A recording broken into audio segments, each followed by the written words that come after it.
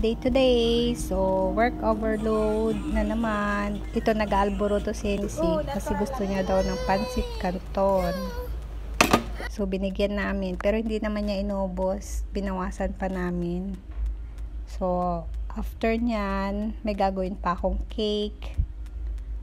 Tapos, magpa-plancha pa ng damit ni Elsie.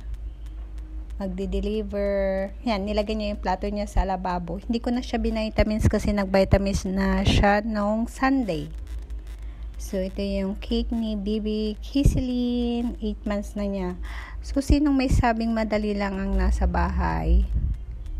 Pag-araw, halagaan mo yung anak mo, papasok ng school, gawaing bahay.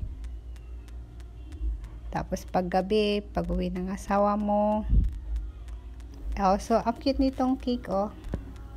Ang linis ng paggawa, no? Cute. So, paggabi, uwi yung asawa mo, asikasuhin mo na naman. So, ito yung isang linggong damit ni Hinisi. Monday to Friday, naka-ready na. Pwede na siyang pumasok. So, pag uwi ng asawa mo sa gabi, siya na naman ang tatrabahuin mo. So, pagod, diba? 24/7. So, joke!